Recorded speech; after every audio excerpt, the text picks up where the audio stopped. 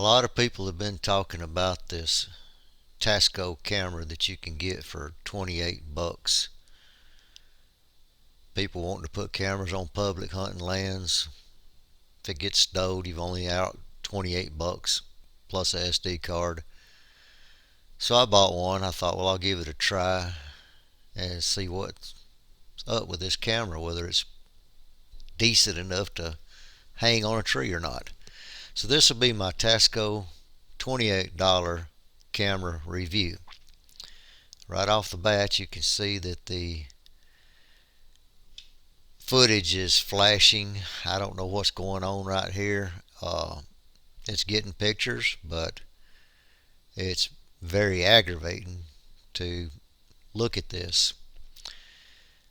I don't know what's causing this phenomenon to happen, because it doesn't happen all the time. Sometimes you can go from one clip to the next clip and it clears up and then it goes back. So it has a mind of its own. Can't really put my finger on why it's doing this, but on occasion it will do just like this. Can't get it to stop.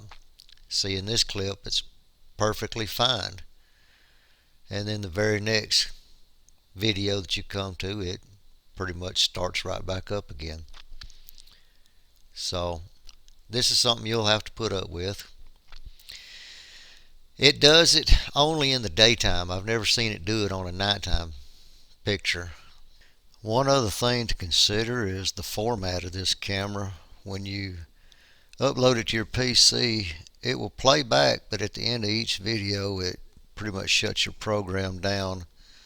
The only way I've been able to solve this is to use the free Movie Maker version and convert it to an MP4 file and then drop it into my studio for editing. So that's one other thing that you might want to keep in mind, is the format's kind of weird. One thing I've noticed about nighttime pictures is if the deer are close enough to where you can see them pretty good, then they immediately pick up on that infrared light, and it makes them nervous. It spooks them. There's not a deer gone by during nighttime pictures that didn't see the red light. So the deer are gonna see the red light at night. They don't notice it during the daytime, but at night it really kind of freaks them out. Don't run them off. I mean, they're gonna stay on the property, obviously. This is their home. I actually set this camera up on a road just for security reasons, because if you set this camera up in the woods, you're going to get 1,000 pictures of leaf blowing in the air. This thing is very, very sensitive. It'll pick a bug up flying through the air. So this is not a very good camera to be setting in the woods, anywhere there's any wind activity, weeds moving, leaves moving. You're just going to get one video. I always keep it on video mode. You're going to get one video after the other video until the camera card is slap full of nothing but leaves or weeds blowing in the air. So I have to put this camera out in the open. That's one bad thing. I can't set it where I want to set it. So I figured, well, I'll set it on my road here, for security reasons. You see this buck, he sees the camera light, shies away from it. This is me telling my son-in-law how many pictures I get of bucks right here. That was my son's deer that he killed. Pretty nice little 8-point. Back to the deer looking at the infrared light. I mean, it's pretty obvious these deer are kind of freaked out about the infrared light. They don't really know what it is.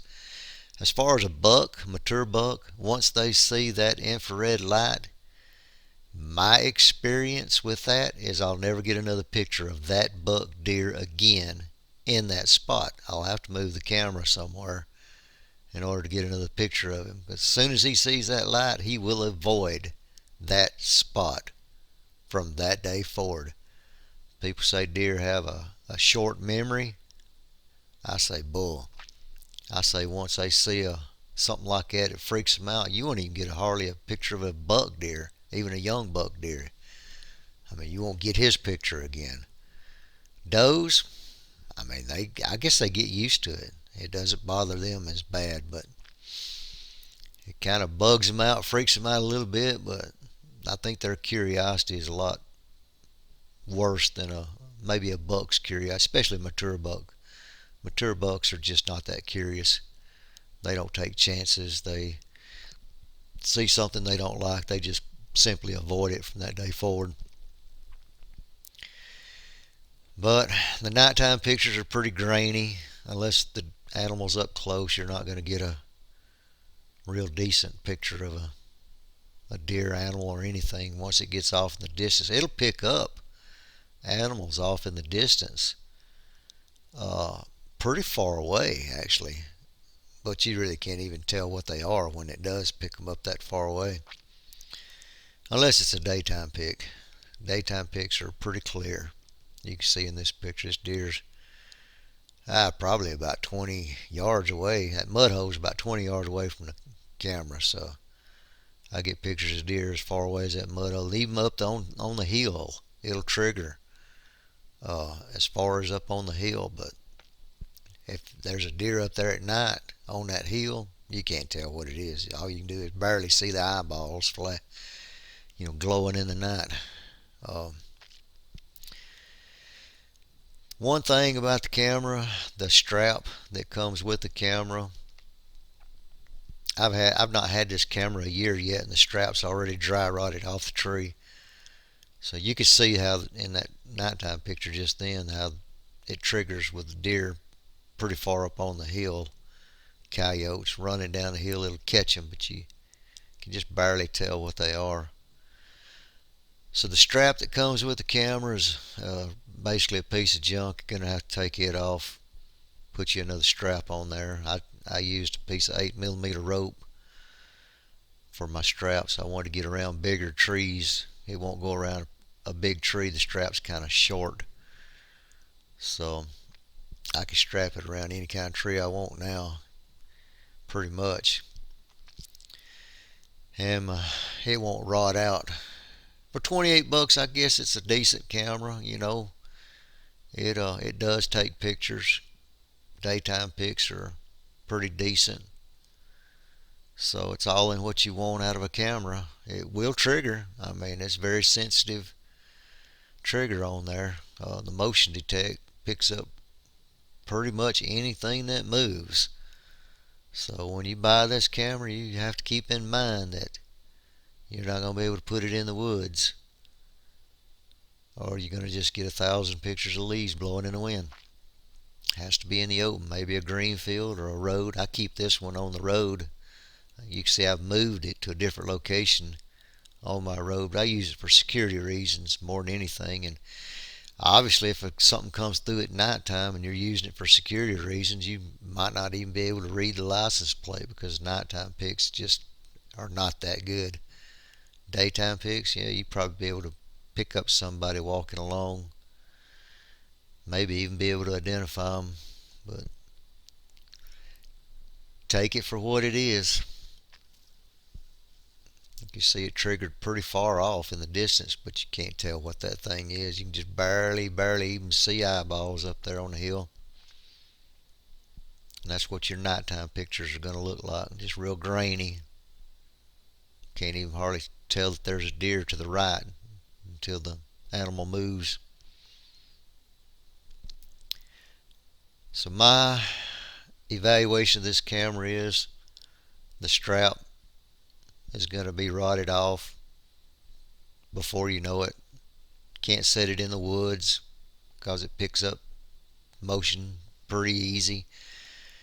Something knocked my camera sideways on the tree. Don't know what it is, but the camera does still work sideways. Hey, look at that. It's great. Nighttime pictures are not good at all.